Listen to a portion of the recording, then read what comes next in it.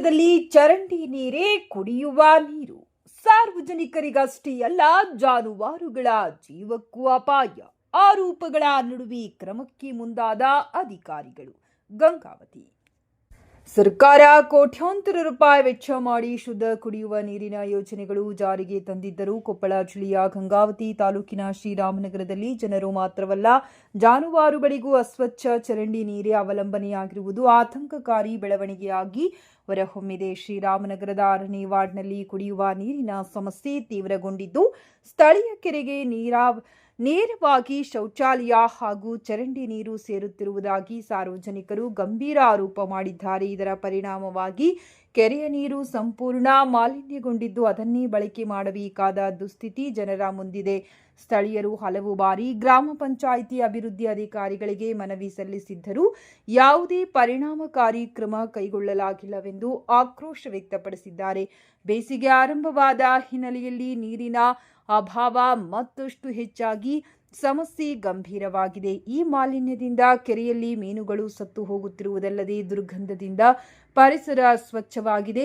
ಜಲಜನ್ಯ ರೋಗಗಳು ಹರಡುವ ಭೀತಿ ಹೆಚ್ಚಿದ್ದು, ಕಾಲರಾ, ಟೈಫಾಯ್ಡ್ ಸೇರಿದಂತೆ ಸಾಂಕ್ರಾಮಿಕ ರೋಗಗಳು ಹರಡುವ ಸಾಧ್ಯತೆ ಇದೆ ಎಂದು ಸ್ಥಳೀಯರು ಆತಂಕ ವ್ಯಕ್ತಪಡಿಸಿದ್ದಾರೆ.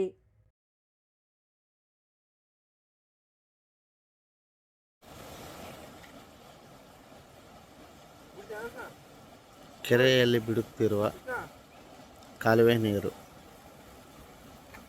ಚರಂಡಿ ನೀರು ಹಾಗೆ ಕಾಲುವೆಯಲ್ಲಿ ಬರುತ್ತಾ ಇದೆ. ಇದನ್ನು ಕೆರೆಯಲ್ಲೇ ಬಿಡುತ್ತಿರುವುದು.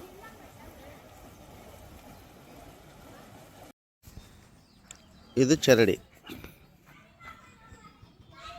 ಇದು ಡ್ರೈನೇಜ್. 10-12 ಮನೆಗಳ ನೀರು ಈ ಚರಂಡಿಯಿಂದ ಕಾಲುವೆಯಲ್ಲಿ ಬರುತ್ತದೆ. ಚೆನ್ನಾಗಿ ನೋಡ್ಕೊಳ್ಳಿ. ಇವೆಲ್ಲ ಗಲೀಜು ನೀರು ಕಾಲುವೆಯಲ್ಲೇ ಇದೆ. ಇವಾಗ ಇದನ್ನೇ ಜನರಿಗೆ ಬಿಟ್ಟರೆ ಹೇಗೆ ನೀರು, ಹೇಗೆ ಕಣ್ಣಲ್ಲಿ ನೋಡಿ ಕೂಡ ಆ ನೀರನ್ನು ಬಳಸೋದು ನಾವು? ಅದನ್ನು ಆಲೋಚನೆ ಮಾಡಬೇಕಲ್ಲ ಅಧಿಕಾರಿಗಳು. ಕಣ್ಣಿನ ಮುಂದೆ ಕಾಣಲಾರ್ದು ಅಂದರೆ ಓಕೆ, ಕಾಲುವೆಯಲ್ಲಿ ಹೆಣ ಬಂದು ತೇಲಾಡಿದರೂ ಕೂಡ ಕಂಡು ಬರುವುದಿಲ್ಲ, ನಿಲ್ಲುವುದಿಲ್ಲ, ಅದು ನಡೆಯುತ್ತದೆ. ಕಂಡು ಬರುವುದಿಲ್ಲ, ಹಾಗಾಗಿ ನಡೆಯುತ್ತದೆ.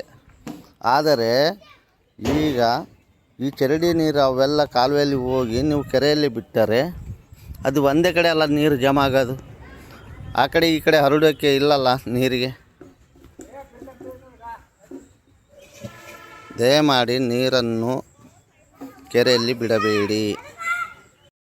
ಶ್ರೀರಾಮನಗರ, ಗಂಗಾವತಿ ತಾಲೂಕು, ಕೊಪ್ಪಳ ಜಿಲ್ಲಾ. ಇದು ಶ್ರೀರಾಮನಗರ 6ನೇ ವಾರ್ಡ್ನಲ್ಲಿ ಇರುವಂಥ ಕೆರೆ.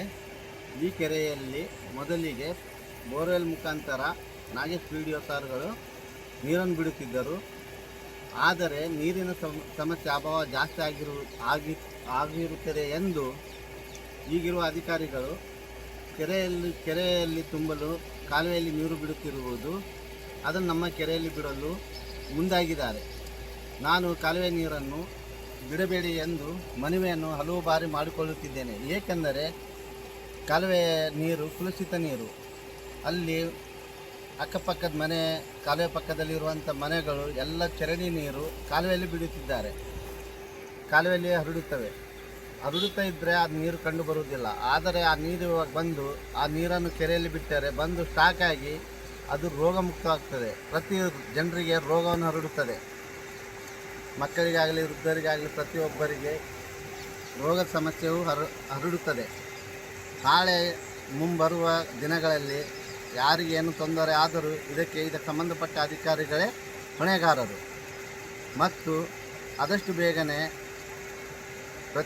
ಇಲ್ಲಿ ಸಂಬಂಧಪಟ್ಟ ಅಧಿಕಾರಿಗಳ ಮೇಲೆ ಕಾನೂನು ಕ್ರಮ ಕೈಗೊಳ್ಳಿ. ಈ ನೀರನ್ನು ಸ್ವಚ್ಛತೆ ಇದೆಯಾ ಅಥವಾ ಇಲ್ಲ ಎಂದು ಪರಿಶೀಲಿಸಿ ಮತ್ತು ಕೆರೆಯನ್ನು ಸ್ವಚ್ಛಗೊಳಿಸಿ ಒಳ್ಳೆಯ ನೀರನ್ನು ಬಿಡಿ ಎಂದು ತಮ್ಮಲ್ಲಿ ಮನವಿ ಮಾಡಿಕೊಳ್ಳುತ್ತೇನೆ. ಹಾಗೂ ಬಂಜಾರ ಕಾಲೋನಿಯಲ್ಲಿ ಕುಡಿಯುವ ಫಿಲ್ಟ್ರಿನ ವ್ಯವಸ್ಥೆ ಇಲ್ಲ, ಸರಿಯಾದ ಚರಂಡಿ ಸ್ವಚ್ಛತೆ ಇಲ್ಲ.